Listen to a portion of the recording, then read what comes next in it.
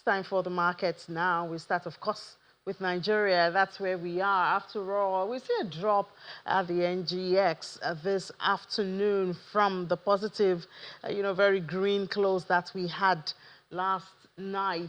105,000, we're still retaining that, but the market has lost 0.16% at intraday. And for Johannesburg, it's positive 0.29%. Let's look at other parts of Africa now. If we could, the other parts of Africa, Egypt is closed on Friday, so it's closed down at 1.15%, 29,444.65, while for Nairobi, it's closed from Thursday positive, and they've been looking good, just climbing slow but steady on their all-share index, so 128.97 now. Coming back to Nigeria now, let's talk about the market that perhaps a lot of eyes are not on, but they are also very impactful. That's the unlisted market, the NASD. We do bring you the numbers. And remember, last year, 2024, Aradel moved from the small unlisted market, NASD, to the NGX. We saw a lot of investors who had been so patient, while the stock was on NASD. When they moved to NGX, we saw a lot of profit taking and all of that. But let's get to know a bit more about the NASD unlisted market this afternoon. We have Mr. Omolegbe joining us now. Good afternoon and thank you to the program.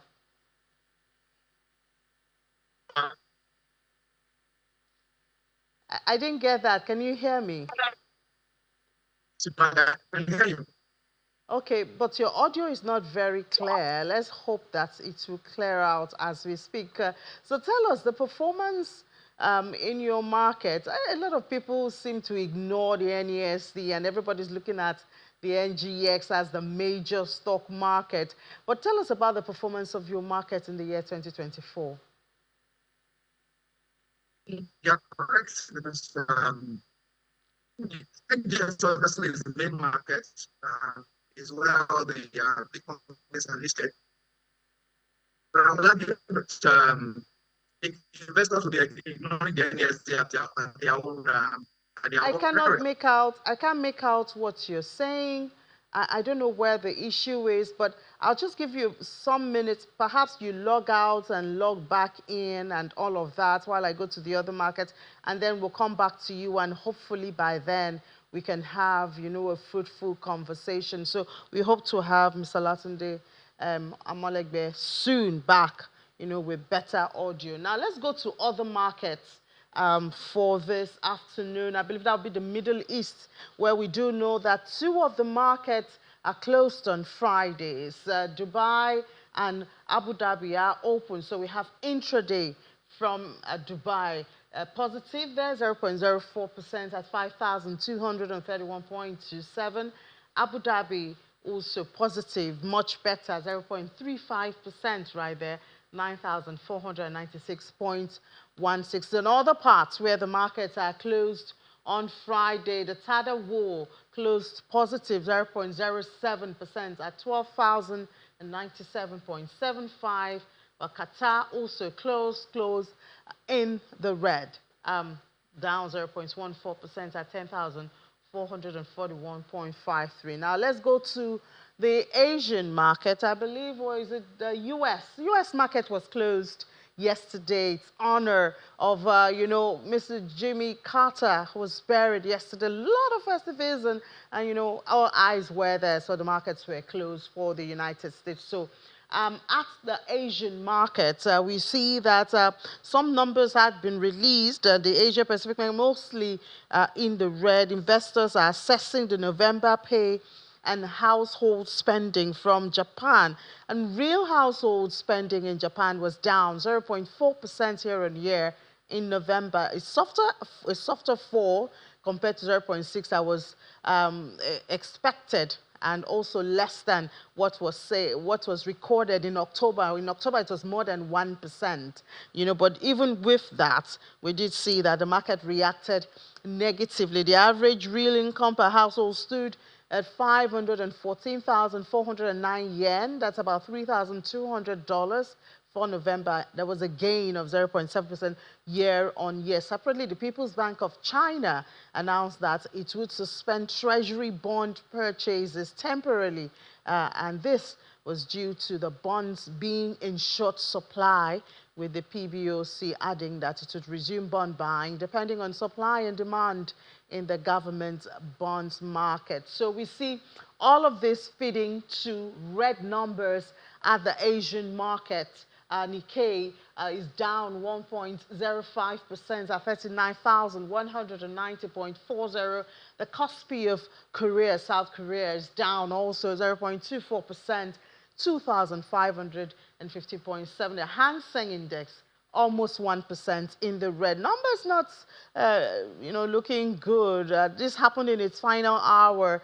Initially, it had some gains. Talking about the Hang Seng Index, it had some gains at the beginning, but I mean, in between, a whole lot that happened. We see almost 1% down right there. And then the Shanghai is even more than 1%, 3,168 after losing 1.33%.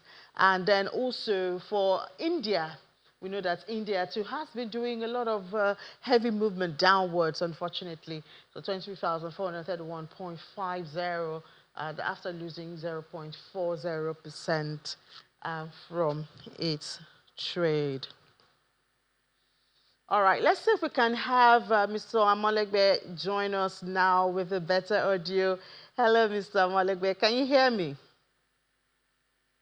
Yes, I can hear you, Winnie. Better, yeah, this is much better. Thank God for that. So I was asking how operations and your performance was in 2024, even though a lot of people kind of ignore, the unlisted market, but I know that a lot of activities happening there. Yes, you nailed this on the head. The fact of the matter is that more attention is paid to the NGX, rightly so, because it's the bigger market. It is where most of the bigger companies are listed, but for the discerning investors that were able to pay attention to the NASD market, they've done pretty well. The fact is that they've probably done just a little bit better than what they would have done on average than the NGX. NASD returned well over 200% for 2024, while the NGX returned about 37%. But you have to take cognizance of the averaging out, given that the NGX is a bigger market. But the NASD has done pretty well. My expectation is that as the year goes by, we will see more listings and more companies coming to that market. And hopefully, investors' interest will also shift towards that market so that more people will be able to get the benefit. More investors will be able to get the benefit of that particular market. Yeah, I think you mentioned that. That's the listing, because perhaps one of the reasons why you don't, investors in Aradel, they cashed out. That was so obvious, last year. And I wonder which one is going to be, the major one for this year. But it does seem like investors do not have a lot of options if they look the way of the unlisted market, and they do not know how long they would have to wait, to recoup, apart from their investments and all of that. So perhaps the NASD needs to work harder to get more listing. Yes, and I agree, because the truth is that as more companies are getting delisted from the NGX, there's an opportunity for some of those stocks, those same stocks, to be listed on the NGX and traded. We have regulation in the books that says that public companies with more than 50 shareholders, should not actually be trading their shares on a private basis. Their shares is supposed to be traded on a recognized exchange. So if such companies exist and they do not want to be listed on the NGX, for instance, automatically those companies are supposed to go to NASD and other over-the-counter markets. But we've not seen that. I think that with better advocacy and more pressure on the side of the regulators, we will see more companies come to the NASD OTC market, and that hopefully will drive investors' interest towards that market.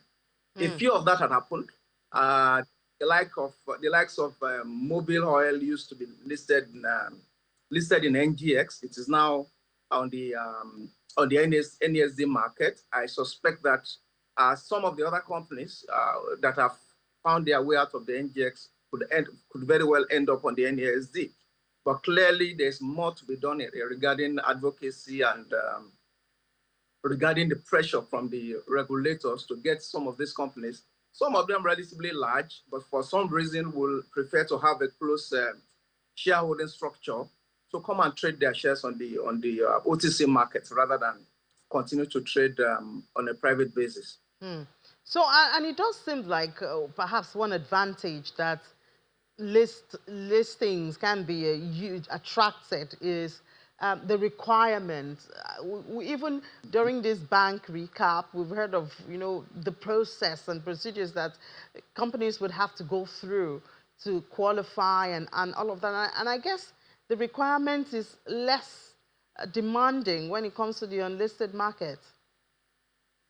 Absolutely. That is the reason why it is an unlisted market. Limited disclosure requirements, limited need to have a comprehensive information dissemination apparatus, if you will. And of course, the cost of listing is also significantly lower. And that really should be an incentive for companies to want to continue to list. But then, like everything within our economy, we still need the government to continue to give encouragement for companies to want to come and list. One of the challenges we're having regarding keeping track of data within our economy is that lots of things are done, lots of activities that should typically be carried out in a public manner are carried out on a private basis. People are trading securities, on a private basis rather than, for those securities to be traded on a public basis. So capturing the data and really knowing what exactly is going on is very difficult, which is the reason why I keep saying that engagement by the regulators will go a long way to encourage these transactions to come up, and happen on recognized platforms as different from continue to happen under the radar, if you will. Yeah, and maybe on the other hand, some investors will need assurances, that this is a good place to put my money. Well, the only assurance that I believe investors need is the sort of returns that they can gain from whatever platform they are trading on. I'd mentioned that the NASD did well over 200% last year.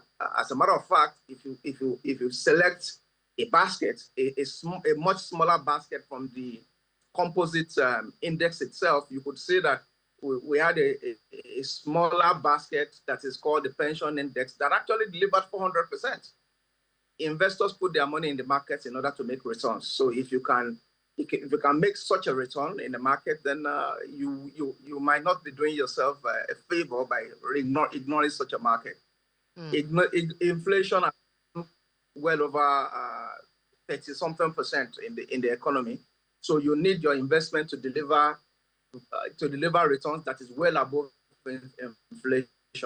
And clearly, if you are able to put your money in investments that gives you 200%, 300%, then you are doing well above inflation. So you are doing pretty well.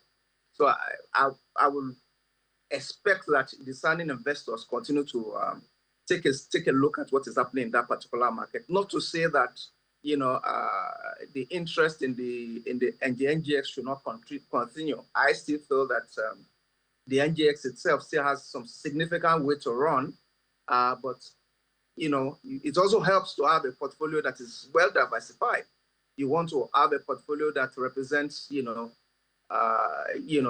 whole gamut of different aspects of the economy, and to achieve that, while you are putting money in the organized market, you also want to look at the unlisted markets in order to increase your diversification and thereby bringing down your risk. All right, Mr. Abonlegbe, finally now, what stocks would you say investors could look at, for this year on the unlisted market? Well, I will say that, the focus has been on the oil and gas companies and the banking stocks, particularly on the NGX. There are a few stocks, listed on the NASD, which I feel that are worth considering for investors. I've mentioned 11 PLC. 11 PLC is former mobile oil. We have seen the performance of stocks that are around the UBA group. We've seen the performance of United Capital on the NGX, the performance of African Prudential. My expectation is that Afriland Properties, which is listed on the NASD, should follow that target of the performance of all the other stocks that are around the UBA group. So Afriland Properties has done quite well. To the best of my knowledge, I think that stock probably opened the year last year at 2 naira. I believe it's selling well over 15 naira now. So that's significant gain right there. And I believe that you still have some space to run. And there are a few other stocks here and there which investors should please consider and see whether they want to put money in. Right, Managing Director, Access Stephen Asset Management, Mr. Latunde Omongbe. Thank you for the tips. I'm sure it will benefit some investors, who are watching right there.